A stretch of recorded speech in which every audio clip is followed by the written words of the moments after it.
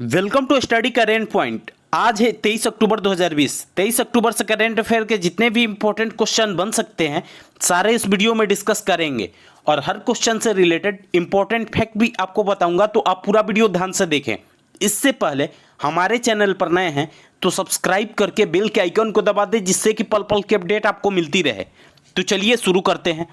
आज का पहला क्वेश्चन है, हाल ही में किस राज्य में सी प्लेन परियोजना स्थापित की जाएगी? इसका आंसर बी हो जाएगा। हाल ही में गुजरात में सी प्लेन परियोजना स्थापित की जाएगी। तो चलिए इस क्वेश्चन के डिटेल्स को देखते हैं। अब गुजरात की बात है तो गुजरात की राजधानी गांधीनगर है और गुजरात राज्य की स्थापना 1 मई 1960 को हुई थी और गुजरात के वर्तमान समय में मुख्यमंत्री विजय रूपाणी हैं और गुजरात के राज्यपाल आचार्य देवव्रत हैं। इस क्वेश्चन से इतनी जानकारी मिलती है। तो चलिए अगले क्वेश्चन पे चलते हैं। हाल ही में ब्लॉक और जिला विकास योजनाओं के लिए किसने तैयारी की रूपरेखा का अनावरण किया है? इसका आंसर डी हो जाएगा। हाल ही में ब्लॉक और जिला विकास योजनाओं के लिए नरेंद्र सिंह तोमर ने तैयारी की रूपरेखा का अनावरण किया है। तो चलिए इस क्वेश्चन के डिटेल्स को देखते हैं। ग्रामीण विकास और पंचायती राज मंत्री नरेंद्र सिंह तोमर ने ब्लॉक और जिला विकास योजनाओं के लिए एक रूपरेखा का अनावरण किया है। यह रूपरेखा योजनाओं को तैयार करने के लिए ब्लॉक और जिला पंचायतों के लिए एक कदम दर कदम मार्गदर्शिका बनेगी। इस क्वेश्चन से इतनी जानकारी मिलती है। तो चलिए अगले क्वेश्चन पे चलते हैं। हाल ही में किसने वीडियो सम्मेलन के माध्यम से एससीओ के अभियोजकों की 18वीं बैठक में भारत का प्रतिनिधित्व किया है? इसका आंसर ए हो जाएगा। हाल ही में तुषार मेहता ने वीडियो सम्मेलन के माध्यम से एससीओ के अभियोजकों की 18वीं बैठक में भारत का प्रतिनिधित्व किया है। तो चलिए इस क्वेश्चन के डिटेल्स को देखते हैं। 20 अक्टूबर 2020 को भारत ने वीडियो कॉन्फ्रेंस के माध्यम से एससीओ के अभियोजकों की 18वीं बैठक में भाग लिया। सॉलिसिटर जनरल तुषार मेहता ने इसमें भारत का प्रतिनिधित्व किया है। इस क्वेश्चन से इतनी जानकारी मिलती है। तो चलिए अगले क्वेश्चन पे चलते हैं।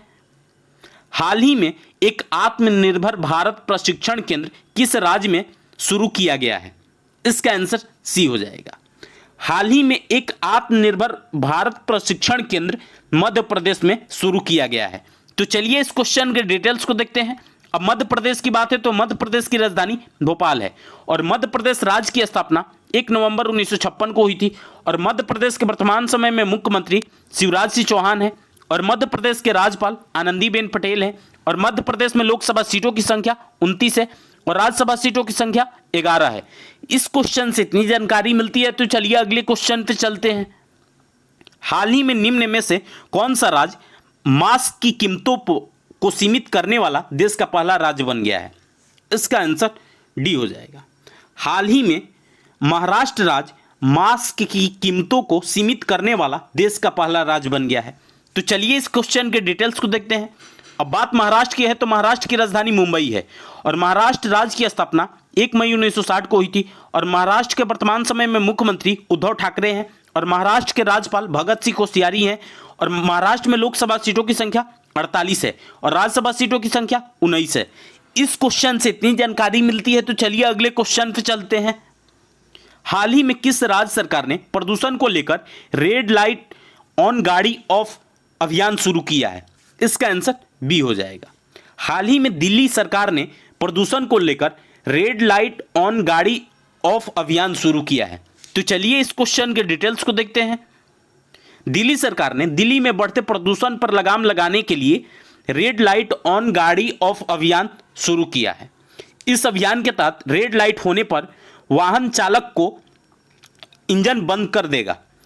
अब दिल्ली की बात है तो दिल्ली के वर्तमान समय में मुख्यमंत्री अरविंद केजरीवाल हैं और दिल्ली के वर्तमान समय में उपराज्यपाल अनिल बैजल हैं। इस क्वेश्चन से इतनी जानकारी मिलती है। तो चलिए अगले क्वेश्चन पे चलते हैं। एशिया पावर इंडेक्स 2020 में किस देश को 100 में से 39.7 अंक के साथ चौथे स्थान पर रखा गया है? इसका आंसर डी हो जाएगा। एशिया पावर इंडेक्स 2020 में अपने देश भारत को 100 में से 39.7 अंकों के साथ चौथे स्थान पर रखा गया है। तो चलिए इस क्वेश्चन के डिटेल्स को देखते हैं। सिडनी स्थित लोवी इंस्टीट्यूट द्वारा जारी एशिया पावर इंडेक्स 2020 में भारत को 100 में से 39.7 अंकों के साथ चौथे स्थान पर रखा गया है। इस क्वेश्चन से इतनी जानकारी मिलती है, तो चलिए अगले क्वेश्चन पे चलते हैं। हाल ही में केंद्र सरकार ने लोकसभा और विधानसभा चुनाव लड़ रहे प्रत्याशियों की चुनावी खर्च की सीमा को निम्न में से कितने प्रतिशत बढ़ा दिया है? इसका आंसर ए हो जाएगा। हाल ही में केंद्र सरकार ने लोकसभा और विधानसभा चुनाव लड़ रहे प्रत्याशियों की चुनावी खर्च की सीमा को 10% बढ़ा दिया है। तो चलिए इस क्वेश्चन के डिटेल्स को देखते हैं। केंद्र सरकार ने लोकसभा और विधानसभा उम्मीदवारों की अधिकतम व्यय सीमा 10% बढ़ा दी है। चुनाव आयोग के सुझाव पर सरकार ने यह फैसला किया है क्योंकि कोविड-19 के कारण जारी दिशा निर्देशों के चलते उन्हें प्रचार करने में परेशानी का सामना करना पड़ सकता है। इस क्वेश्चन से इतनी जानकारी मिलती है, तो चलिए अगले क्वेश्चन पे चलते हैं। रिलायंस जियो ने हाल ही में किस देश में क्वालकॉम कंपनी के साथ मिलकर 5G तकनीक का सफल परीक्षण किया है? इसका आंसर सी हो जाएगा। रिलायंस जियो ने हाल ही में अमेरिका में क्वालकॉम कंपनी के साथ मिलकर 5G तकनीक का सफल परीक्षण किया है। तो चलिए इस क्वेश्चन के डिटेल्स को देखते हैं। अब बात अमेरिका की है, तो अमेरिका की राजधानी वाशिंगटन डीसी है और अमेरिका की करेंसी अमेरिकन डॉलर है और अमेरिका के वर्तमान समय में राष्ट्रपति डोनाल्ड ट्रंप हैं। इस क्वेश्चन से इतनी जानकारी मिलती है, तो चलिए अगले क्वेश्चन पे चलते हैं। हाल ही में निम्न में से कौन सा क्रिकेटर लगातार आईपीएल के 2 मैचों में शतक लगाने वाला पहला खिलाड़ी बन गया है? इसका आंसर बी हो जाएगा। हाल ही में शिखर धवन आईपीएल के 2 मैचों में शतक लगाने वाले पहले खिलाड़ी बन गए हैं।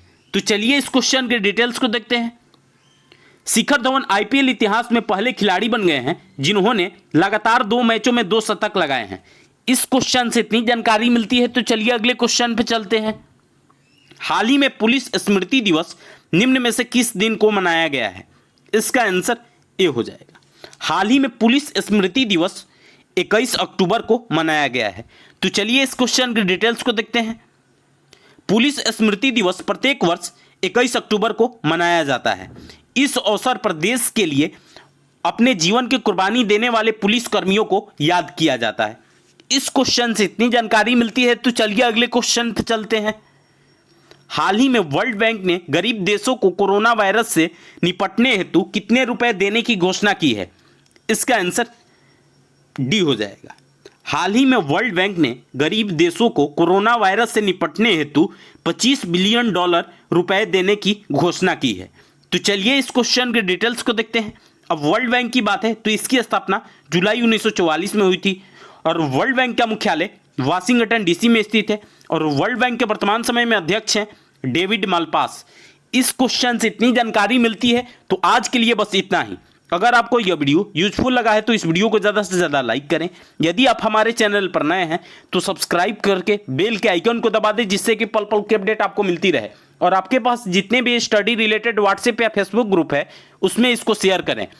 और इस वीडियो का पीडीएफ डाउनलोड करने के लिए इस वीडियो के डिस्क्रिप्शन में टेलीग्राम ग्रुप का लिंक पिन किया हुआ है, तो वहां से जाकर के आप लोग टेलीग्राम ग्रुप ज्वाइन करके पर डे का पीडीएफ डाउनलोड कर सकते हैं।